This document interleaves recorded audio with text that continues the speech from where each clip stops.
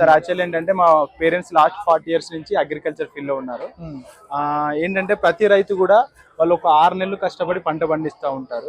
పంట పండించి దాన్ని మార్కెట్ తీసుకెళ్లి సేల్ చేస్తూ ఉంటారు. వాళ్ళు పంట పండించేటప్పుడు కూడా కొన్నిసార్లు వర్షాలు పడతాయి, కొన్నిసార్లు వర్షాలు పడి, కొన్నిసార్లు రోగాలు వస్తాయి, కొన్నిసార్లు గిట్టుబాటు ధర వస్తుంది రాదు. మనం 6 నెలలు కష్టపడ్డ ప్రోడక్ట్ ను మనమే ఒక చిన్న మిషన్ తీసుకొని ఎందుకు చిల్లీ పౌడర్ అంటే ప్రాసెసింగ్ చేసిన మనం ఎందుకు ప్రోడక్ట్ లాగా చేసుకోలేము. 6 నెలలు పండిస్తున్నాం, ఇంకొక 6 రోజులు దీన్ని ఎండబెట్టి చిన్న మిషన్ తో పట్టిస్తే చిల్లీ పౌడర్ అయిపోతుంది. చిన్నగా ప్యాకింగ్ చేస్తే అది లేబులింగ్ కిందకి అయిపోతుంది, మనం సేల్ చేసుకోవచ్చు. ప్రోడక్ట్ కు మనకు వాల్యూ అడిషన్ యాడ్ అవుతుంది. మన దగ్గర ఒక 20 to 30% ప్రాఫిట్స్ పెంచుకోవచ్చు. అలా చెయ్యాలి అనే ఒక ఆలోచనతో మేము ఒక కొంచెం ప్రయత్నిస్తే మమ్మల్ని చూసి కూడా ఇంకా వేరే రైతులు అట్లా చేయడానికి అవకాశం ఉంటుందని మేమైతే లాస్ట్ 2 years నుంచి ఇదే వర్క్ చేస్తున్నాము. మేమేంటంటే మిర్చి పండిస్తూ ఉంటాము. మీరే పండిస్తారా మిర్చి? 341 మేము పండిస్తాము. పసుపు అనేది వేరే రైతుల దగ్గర నుంచి ఇస్తాము. ఇవైతే ఆర్గానిక్ ప్రోడక్ట్స్ అయితే కాదు, బట్ న్యాచురల్ గా అంటే మాకేంటంటే మా పేరెంట్స్ కు వ్యవసాయం మీద అవగాహన ఉంది. నేను లాస్ట్ 4 years నుంచి మిర్చి మీద ఎవరైతే ఎక్స్పీరియన్స్ ఉంటారో వాళ్ళ దగ్గరికి వెళ్ళి కూర్చొని నేర్చుకొని వాళ్ళతో వర్క్ చేసి నేను నేర్చుకున్నాను. ఒక 3-4 ఇది మేము 341 ఇది మీడియం స్పైస్ ఉంటుంది. ఈ 341 లోనే 100 డిఫరెంట్ అంటే best quality, medium quality, deluxe quality, మళ్ళీ తాలకాయ లాంటి క్వాలిటీస్ ఉంటాయి. ఇదేంటంటే బెస్ట్ ఉంటుంది. ఇందులో డిలక్స్ అంటే కొంచెం సైజ్ ఎక్కువ ఉంటుంది, డిలక్స్ లాగా కూడా ఉంటుంది. ఏంటంటే ఇప్పుడు ఈ మిర్చి ఉంది సేమ్ ఇది ఒకటి అనుకోండి, ఇది కూడా 341, ఇది కూడా 341 అని అనుకోండి. ఇది కొంచెం ఆరెంజ్ షేడ్ లో ఉంది, ఇది కొంచెం లిప్స్టిక్ కలర్ లాగా ఉంది. ఇప్పుడు దీన్ని కారపొడి పట్టిస్తే ఇది 341 అనుకోండి, కారపొడి పట్టిస్తే ఆరెంజ్ షేడ్ లో వస్తుంది. ఇది పట్టిస్తే రెడ్ కలర్ వస్తుంది. ఇక్కడ చూడొచ్చు రెడ్ కలర్ ఉంది, ఇది రెడ్ కలర్ వస్తుంది. ఎందుకు అంటే ఇందులో కొన్ని కారణాలు ఉంటాయి. ఫస్ట్ తోలు అది మొత్తం కూడా మనకు రెడ్ కలర్ లో ఉంది. తర్వాత ఏంటంటే తోలు అనేది మందంగా ఉండాలి.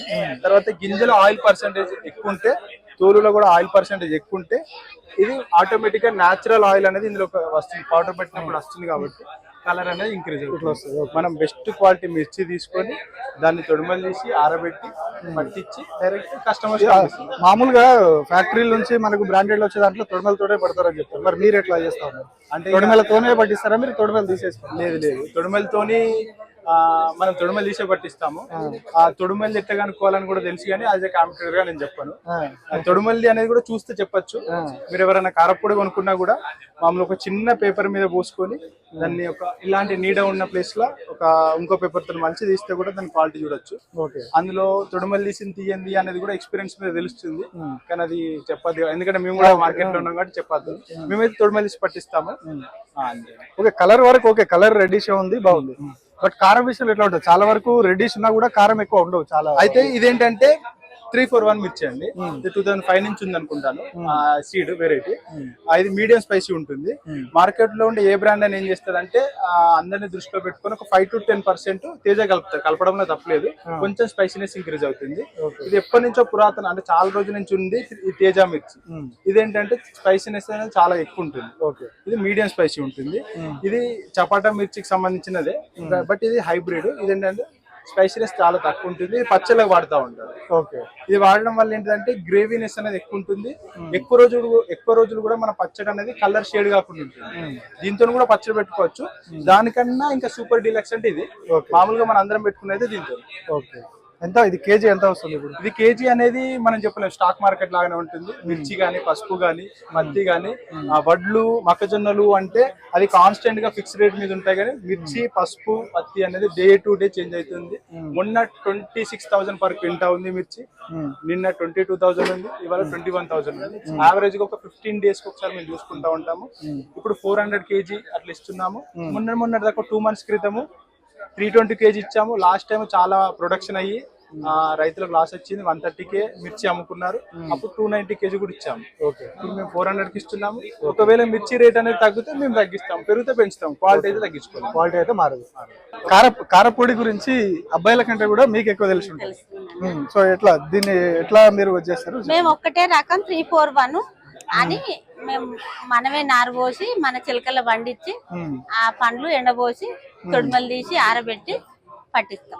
అంటే ఊళ్ళో మీ దానిలో వేస్తారా? ఎక్కడైనా బయట వాళ్ళకి కూడా కొనడం తక్కువ పడితే వేరే రైతు దగ్గర ఇదే 341 అయితేనే తీసుకొస్తాం, వేరే అయితే దేవు.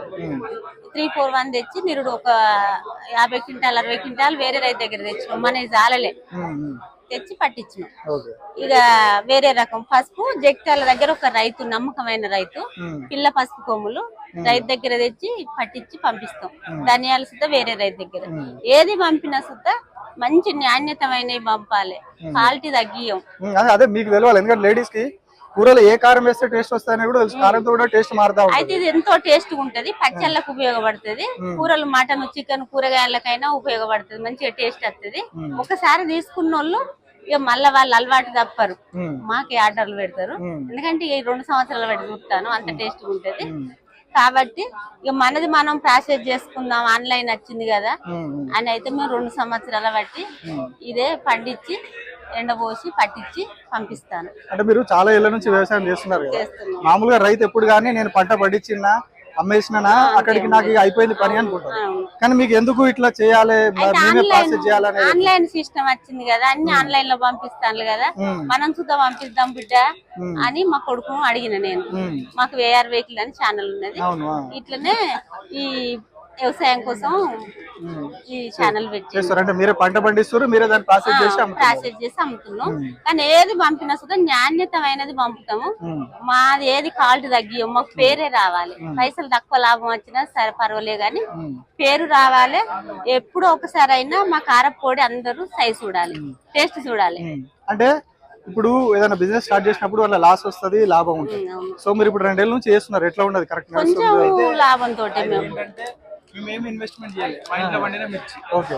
బయటికి ఒక 2 కిలోల కవర్ ప్యాకెట్ తెచ్చుకున్నాం. సీలింగ్ చేసే మిషన్ మా ఫ్రెండ్ దగ్గర తెచ్చుకున్నాం. 4 రోజులు నడిచిన తర్వాత మిషన్ కొనుక్కున్నాం. మేము ఇంతవరకు ఇందులో రూపాయి ఇన్వెస్ట్మెంట్ చేయాలి. 2 సంవత్సరాల తర్వాత మాకు కొంచెం ప్రాఫిట్ ఒక 70,000 వస్తే ఇప్పుడు రీసెంట్ గా ప్యాకింగ్ కవర్స్ అంటే సిస్టమాటిక్ ప్యాకింగ్ కవర్ తీసుకున్నాం. పోయిన సంవత్సరం 1,00,000 రూపాయలు ప్రాఫిట్ వస్తే మిషన్ మేము కొనుక్కున్నాం. 2,000 రూపాయలు పెట్టుబడి పెట్టి వచ్చిన లాభం పెడుతున్నాం. కానీ ఇప్పుడు కారం కూడా మీరే పడతారు? మిషన్ కొనుక్కున్నాం, మిషన్ కొనుక్కొని మా దగ్గర పట్టిస్తాం. పట్టించిన వీడియోలు, తీసిన వీడియోలు. ఇన్వెస్ట్మెంట్ ఏం చేయలేదు, చిన్న చిన్న రొటేషన్ చేసుకుంటే ఆ లాభాన్ని దాని మీద ఇన్వెస్ట్మెంట్ చేసుకుంటాం. అంటే చాలా మంది రైతులకు ఇన్స్పిరేషన్ ఇది, ఎందుకంటే రైతులు ఎవరైనా కానీ పంట పండించినామా ఎవరికో దళారికో మార్కెట్ లో అమ్మేసుకున్నామా ఏదో తక్కువ ధరకు అమ్మేసుకుంటారు. కానీ మీరు దాన్ని ప్రాసెస్ చేసి రైతు ఒక సాధారణ ప్రజల వరకు కూడా అందేలాగా చేస్తున్నారంటే ఇది చాలా ఇన్స్పిరేషనల్ స్టోరీ మీరు. అయితే ఎకరం నేను చెప్పేది ఏంటంటే అదే ఫార్మర్ సన్గా ఎకరం పండించేది ఏదైనా ఉంటే పర్లేదు, ఎకరం పండించేది ఏదైనా ఉంటే అరెకరం పండించుకున్నా పర్లేదు. ఒక 4 రోజులు మనం పొలం దగ్గర తీసుకున్నా, ఒక 2 రోజులు మార్కెట్ లో కూర్చొని మనం అమ్ముకున్నా మన ప్రోడక్ట్ మనమే వాల్యూ యాడ్ చేసుకోవచ్చు. 60 రూపాయలకు 40 రూపాయలకు పచ్చిమిర్చి అమ్మే బదులు దాన్ని మార్కెట్ తీసుకెళ్లి 70 రూపాయలకు అమ్మితే మనకు 30 రూపీస్. మనం ఇంత పొద్దున్న కష్టపడి కన్నా కూర్చొని అమ్ముడు కూడా ఈజీ కదా. ఆ ప్రాసెస్ రావాలి. అది రావాలంటే మనం ఒకటి చేసినాక మనల్ని చూసి ఫాలో అయ్యే వాళ్ళు ఫాలో అవుతారు.